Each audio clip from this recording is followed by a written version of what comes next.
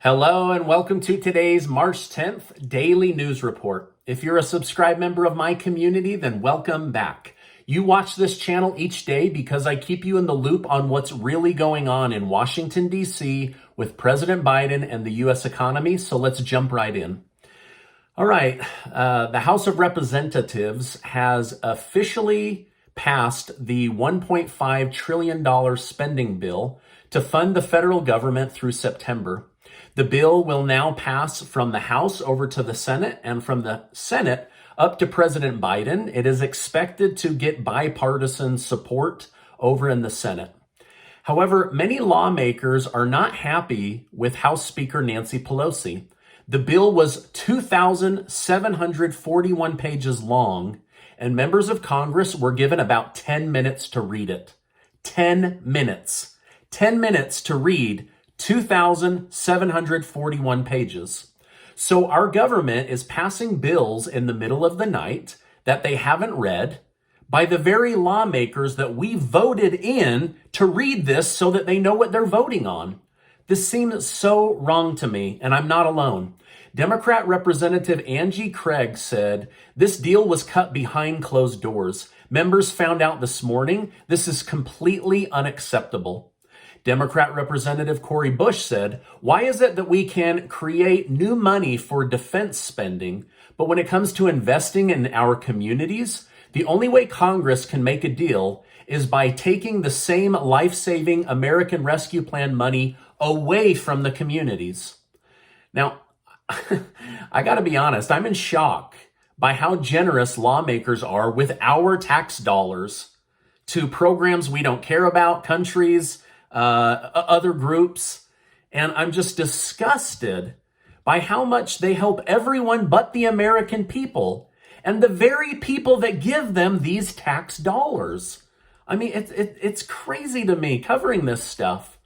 It feels like America last, even though over and over and over again we hear on the media that America first is the future. Somehow I'm not buying it. It doesn't feel like America first.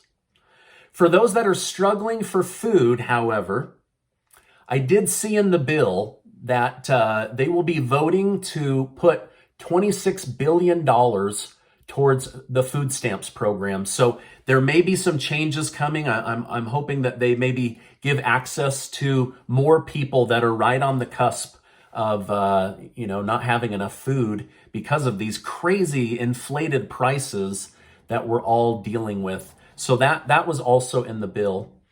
Republicans Steve Scalise and Elise Stefanik are saying everything Biden is doing looks like a direct war on American energy.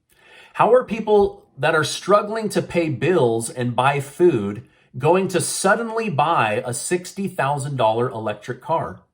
However, Pete Buttigieg and Vice President Kamala Harris have each parroted the same talking points at every press conference this week, saying, if Americans would just get an electric car like Biden suggested, all of your gas price pains go away. They just all magically melt away. Except for now you got to pay for a $60,000 car and rising electricity prices. You know things are bad when the CEO of Tesla, the largest electric car company in the United States, says the United States needs to start pumping more oil at home, and they need to do it fast. I mean, you guys, this guy could become a trillionaire off of electric cars if he wanted to, and he's saying we've got to start pumping more oil right now. As of this broadcast, the average gas price today across the country is $4.32. But even scarier than that, the average cost of diesel is $5.06 a gallon. So all the food and goods being brought across the country, $5 a gallon.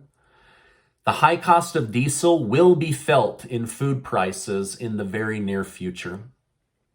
Now, here are a couple of things that could be a light at the end of the tunnel.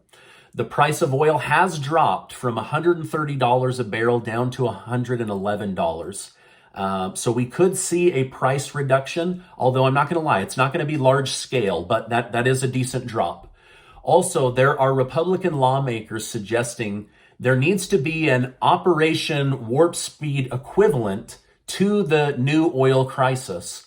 If we can get to a vaccine this fast, they say, surely we could come up with an oil and gas solution fast. We just need to work together and put our heads together and actually take action.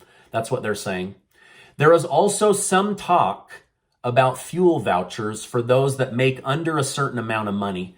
Now, I'm going to be honest with you. This is a new discussion. I saw this. There's not a lot of information, so I don't have any numbers for you. I don't have any income level caps or anything like that, but I wanted to let you guys know there is now some discussion of fuel vouchers to help get through this hopefully short-lived situation. Lastly, the governor of Alaska is begging President Biden for permission to start drilling. He said there are trillions of dollars of oil in Alaska, and Texas also has a ton of oil in the Permian Bowl area. I hope I said that right. So anyway, there's a lot of oil, right? And so now Alaska's governor, I don't know whether he's a Republican or a Democrat. I don't know much about Alaska, but he's saying we have so much oil we could tap right now. We just need permission. Right now, the state of California is dealing with the highest gas prices in the country. Some areas are already over $7 a gallon for premium. Yikes. President Biden continues to say there isn't much I can do, but I have a team of my best people looking at all available options. But a new poll showed that half the country doesn't believe Joe Biden cares about them and that he doesn't care about inflation. So he's losing the people, right? He's losing the faith of the people because it's hitting their wallets so heavily. Former President Trump said yesterday, we have the oil under our feet, liquid gold, but instead we are thinking of buying oil from Venezuela, Iran, and others who don't exactly love America. Jen Psaki said yesterday that restarting the XL Keystone pipeline is an option, not even on the table. Within the new spending bill, there is $12.6 billion for the IRS so that they can add about 10,000 new agents to deal with tax returns and tax return backlog. There's, like 70 million people that are owed a tax refund, and they need to get through that.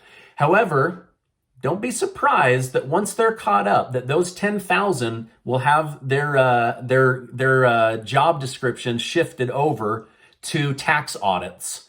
And a new report from the IRS admitted that those that make under $50,000 a year are the ones they audit the most.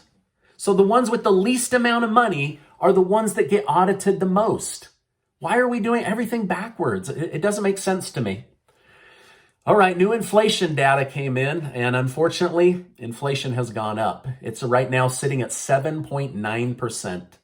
Biden says the inflation you are experiencing is because of Vladimir Putin. I don't believe that. All of this stuff was happening before the Ukraine-Russia situation, right? And I saw that many Democrat lawmakers were trying to get hashtag Putin's price increases trending on Twitter, but it failed to take off. So there's a lot going on, but there is discussion, right? It's starting to surface. Could there be fuel vouchers? Could we put some pressure for more oil and gas here at home? Could we develop some kind of Operation Warp Speed when it comes to oil and gas solutions? Do we finally just open things up in Alaska and start getting some oil flowing here at home? Remember, this is going to be more of a crisis for you and me than it is for these lawmakers. So my suggestion is we need to get on the phone.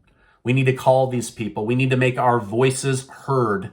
They make $200,000 a year and tons of side money. So my point is they're not going to feel the pain.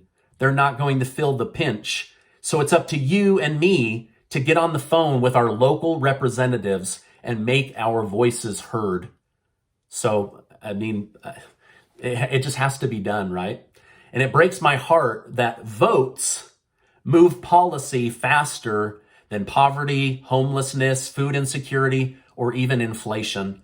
But this is the reality we live in, and both political parties are at fault. They're both broken. right? So we have to just get on the phone. We have to start making our voices heard, that this is not acceptable, that this is going to hurt your family, that this is going to crush the middle class and the lower income and those that are on fixed income. We have to start letting them know, you've got to do something. You've got to do more. You've got to do something for us. We don't want to see the pain of the people in Ukraine. No, nobody wants to see that, but there's a lot of pain here at home too. So anyway, make your voices heard, because otherwise they're totally tone deaf to your financial hardships. Now, this is my update for today. As I know more, I will come on and share more with you. I apologize. I went off on a little bit of a rant there, but this has me very concerned for our country and many of the people that watch me here on YouTube as well.